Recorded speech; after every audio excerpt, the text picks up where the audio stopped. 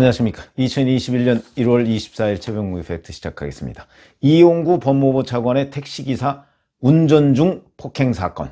이게 처음에는 폭행 사건에서 이제는 은폐 사건으로 변하고 있습니다. 왜 그러냐? 이 택시기사가 기자들하고 만나서 이런저런 당시의 상황을 설명하는 가운데 원래 본질적으로 있었던 그 폭행 사건 자체도 사실은 제대로 조사가 안 됐고, 그 다음에 경찰에서 이걸 덮는 과정에서 온갖 여러 가지의 미스터리한 점들이 하나둘씩 계속해서 드러나고 있기 때문에 이게 결국은 경찰이 봐줬는데, 자, 그럼 이걸 누구까지 알고 봐줬느냐? 그러니까 이용구 차관의 부탁을 받고 경찰의 고위 관계자가 전화를 해서 어떻게 봐준 것이냐, 아니면 이용구 차관 본인이 직접 손을 쓴 것이냐, 이런저런 하여튼 의문점이 남는데, 오늘은 도대체 어디까지 알았을까? 그거를 지금 말씀을 드리겠습니다. 우선 이 사건은 간략하게 말씀드리면 작년 11월 6일 밤 한 11시 반 전후에서 일어난 사건입니다. 술을 먹고 택시를 탔죠. 그리고 서초동에 있는 자기 집 앞에서 내렸는데, 자, 그때 잠이 들었던 모양입니다. 운전기사가 이렇게 브레이크를 밟고 있는 상태에서, 그러니까 완전히 주차 상태에 놓은 게 아니고 브레이크를 밟고 있는 상태에서 이용구 차관을 깨우니까 이용구 차관이 이제 일어나서 이렇게 얘기를 했다는 거죠. 욕설을 했다는 겁니다. 아마 술 먹고 자는데 깨우니까 그런 모양이죠. 그렇게 얘기하면서, 그래서 아니 이 기사가 지금 저한테 욕하신 거냐 이렇게 얘기하니까 뒤에서 이제 목덜미를 잡고 이렇게 폭행을 가했다. 이제 요게 핵심 요지입니다. 여기까지가 이제 택시기사가 기자들하고 만나서 계속해서 한 얘기입니다. 그런데 실제는 다음날 이 택시기사가 서초서에서 조사를 받게 되죠. 그런데 그 조사를 받은 날 바로 이용구 차관한테 그때는 변호사였죠. 변호사가 전화를 해서 만나자 이렇게 해서 만났더니 합의를 한 겁니다. 아마 합의금을 건넸겠죠.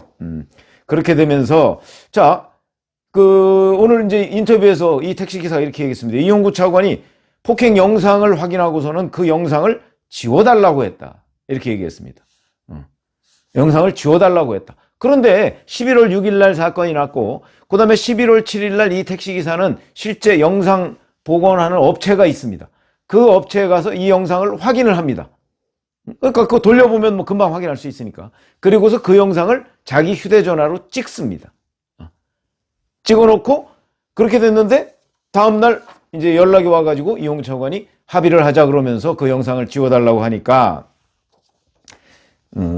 그렇게 얘기하니까 이 사람이 이 택시기사가요, 9일날, 그러니까 6일날 밤에 있었고 7일날 자기가 영상을 확인하고 휴대전화로 찍어놨고, 그 다음에 9일날 서초경찰서에서 1차 조사를 받고 있는데, 여기에서 이제 진술을 뭐라고 하냐면, 블랙박스 업체를 방문해서 복원을 시도했는데 영상이 없다 이렇게 진술을 합니다. 이거는 이미 돈 받고 합의를 한 상태니까, 그러니까 영상이 없다 하고 이제 이용구 차관의 요청을 들어준 것이죠. 이렇게 얘기를 했죠. 그러면은 경찰은 이 영상이 없는지 있는지는 그 영상을 확보해서 들여다보면 알 거 아니겠습니까? 그런데 그 영상의 존재를 그냥 덮었고, 그 다음에 실제 나중에 그 영상의 존재를 알고 서초서 수사관이 나가서 이거 정체에 있는 상태네, 그냥 안 본 걸로 할게요 이렇게 해서 덮었다는 겁니다. 자, 그러면 이제 문제는 어디에 있냐면, 우선 이 서초서 수사관 있기 전에 처음에 이 현장에 출동한 사람은 서초 파출소입니다. 서초 파출소에 있는 경관이 처음에 출동해서 시비가 붙고 그러니까 그 문제를 서초서에다 뭐라고 보고를 했냐면, 특가법상의 운전자 폭행, 이거는 굉장히 일반 단순 폭행보다 중한 범죄입니다. 특가법상 운전자 폭행으로 이거 수사를 해야 될 것 같다 이렇게 보고를 합니다. 그렇게 해서 서초서로 넘겼더니 서초서에 가서 이게 내사 종결돼 버린 겁니다. 그러면 적어도 서초 파출소에 있을 당시 그 경찰은 아무런 문제가 없고 정상적인 판단을 한 것이다. 그러니까 이 사람은 누구한테 부탁을 안 받았겠죠. 그러니까 정상적으로 본인의 원래 업무 매뉴얼에 따라서 처리를 한 것이고요. 그리고 이제 서초서로 넘어가서 내사 종결이 됐기 때문에, 그리고 서초서에 가서 이 영상을 서초서 수사관이 보고서도 이거 정차해 있는 상태, 왜냐면 정차해 있는 상태와 잠시 그러니까 주차해 있는 상태와 정차 중인 상태, 뭐 이거는 굉장한 차이가 있습니다. 그러니까 운전자가 이제 이거 운전을 끝낸 것이냐 아니면 앞으로도 계속 운전할 의사가 있었느냐에 따라서 운전자 폭행이 될 수도 있고 뭐 단순 폭행이 될 수도 있고 이런 건데 정체에 있는 상태라고 주장을 한 겁니다. 서초서 수사관이. 이 사람은 왜 이렇게 주장을 했을까요? 자기도 뻔히 아는데 그리고 영상을 왜 안 본 걸로 하겠다 이렇게 얘기를 했을까요? 엄연히 운전자 폭행인 거 아는데. 그러니까 이 사람은 첫 번째 가능성은 이 사람은 이용구 차관으로부터 부탁을 받고 이 사건을 덮으려고 했던가 아니면 이용구 차관이 윗선에다가 부탁을 해서 윗선의 지시를 받고 가자마자 이거는 별거 아니네 라고 얘기하면서 사건을 덮었던가 두 가지 중에 하나죠. 두 가지 중에 하나인데 흔히 경찰관들한테 물어보면 이렇습니다. 아니 차가 이게 정체 중인지 뭐 운행 중인지 이건 뭐 금방 확인할 수가 있는 것이고 그런데 경찰 조사는 영상을 이렇게 들여다보더니 10분 만에 끝났다는 거 아니겠습니까? 현장 조사가. 그리고 따로 영상도 확보하지 않고 이거는 명백하게 봐줬는데 지금 말씀드렸듯이 누가 봐줬느냐 현장에 있는 수사관이 봐줬느냐 윗선에서 봐주라고 지시를 받았느냐 이게 이제 핵심인데 자 이와 관련해서 오늘 서울경찰청이 이렇게 얘기했습니다. 서울 서초경찰서 담당 수사관이 지난해 11월 11일 블랙박스 영상을 확인했다는 보도 내용이 일부 사실로 확인돼서 대기 발령 조치를 했고 동시에 진상조사단을 꾸려 조사에 착수한다. 담당자가 해당 영상의 존재 여부를 알게 된 시점 서초경찰서 팀장, 과장, 서장에게 보고 여부 등 관련 의혹에 대해서 철저히 조사할 것이며 조사 결과에 따라 위법행위 발견 시 지휘공로를 고하를 막론하고 엄정 수사할 예정이다 이렇게 이제 발표를 했는데 서울경찰청이 자, 이 서울경찰청의 조사는 믿어도 될까요? 제가 아까 말씀드렸죠. 보고 라인의 문제가 아니고 보고 라인은 서초 파출소 경찰은 제대로 보고했지 않습니까? 근데 서초서에서 지금 뭉개진 거거든요, 이게. 그러면 담당 수사관이 뭉개쓸 가능성 저는 별로 없다고 봅니다. 이거는요, 윗선에 선을 대해서 지시가 내려왔으니까 이 사람이 보자마자 그리고 실제 이용구 차관은요 경찰에서 불렀을 때 응하지도 않았습니다. 그리고 가서 그냥 택시기사하고 합의하고 없었던 일로 해. 근데 이게 운전자 폭행이라는 것을 만약 서초서 담당 수사관이 처음에 알았다면 이거는 반의사불번죄라고 해서 본인이 처벌을 원치 않는다고 하더라도 그렇더라도 이거는 그 수사를 해서 처벌을 할 수 있습니다.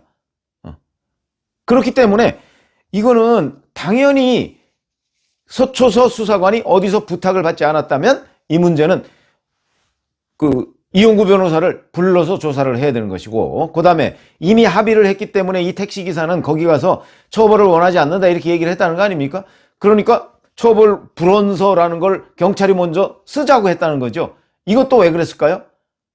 봐주기 위해서 그런 거 아닙니까? 나중에 이 택시기사가 문제를 삼지 못하도록 그래서 이 택시기사가 아이 내가 뭐 글도 잘 못 쓰고 그러니까 경찰이 대신 써주고 나중에 택시기사가 거기다가 사인을 했다는 것인데 이렇게 친절한 경찰 있을 수도 있죠 물론. 그러나 왜 이용구 차관 사건에 대해서만 이렇게 경찰이 특별히 유별나게 친절을 베풀었는가?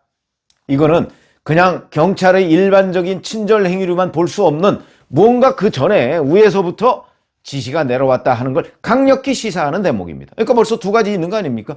현장에 출동한 경찰이 블랙박스 영상 보고도 못 본 걸로 할게요 라고 얘기를 했고요. 그 다음에 처벌 불원서를 대신 써주기까지 했고 그 다음에 그런 여러 가지 과정 그 다음에 세 번째 이용구 변호사가 조사받으라 했을 때 그 조사에 불응하고서도 내사가 종결된 것 이거는 그냥 수사관 한 사람으로서 이걸 이렇게 다 덮을 수 있는 사항이 아니라고 봅니다. 저는 제가 경찰한테 물어본 것도 그거는 아닌 것 같은데 이렇게 얘기를 합니다. 그렇다면 그 윗선이 있는 겁니다. 그러니까 지금 서울경찰청이 진상조사단 뭐 꾸려서 어쩌고 하겠다는데 뭐 누구한테 보고했는지 아닙니다. 이게 보고했는지가 아니고 위에서부터 어떻게 지시가 내려와서 현장 수사관이 봐주는 조사를 할 수밖에 없었는 거. 이걸 거꾸로 조사해야 되는 겁니다. 그러니까 지금 어쩌고저쩌고 저는 진상조사단을 꾸리기 전에 서울경찰청에서 이미 이 사건의 개요에 대해서 어떤 식으로든 알고 있을 거라고 생각을 합니다. 왜 알고 있느냐? 사실은 이런 사건이 꽤 있습니다. 이런 식으로요, 경찰한테 적당히 해서 이렇게 그냥 사건 덮는 경우 꽤 있습니다. 제 주변에서도 있습니다. 제가 들어서 알고 있습니다. 그런 일들을. 왜냐하면 검찰에도 물론 그런 일이 있죠. 그러나 검찰보다는 경찰이 그런 일이 자주 있습니다. 왜 그러냐? 경찰의 숫자가 워낙 많고 경찰은 자질구레한 여러 사건 처리를 많이 하지 않습니까? 그러다 보니까 거기에서 비위도 많이 발생하게 마련입니다. 그건 뭐 경찰이 누구보다 나쁘다 좋다 뭐 이런 거하고 관련 없는 얘기입니다. 워낙 숫자가 많고 그 안에 질 차이도 많기 때문에 경찰에서 이런 사건을 덮는 경우가 꽤 있다. 그런데 그런 경우라도 이거는 좀 특이해 보인다 하는 것이죠. 그렇다면 뭐 누구한테 보고했느냐 이걸 조사할 게 아니고 누구로부터 했느냐, 그건 어떻게 해야 조사할 수 있죠? 이용구 차관의 휴대전화에서 그 당시 포렌식을 해보면 그 당시 누구한테 전화했는지 다 드러납니다.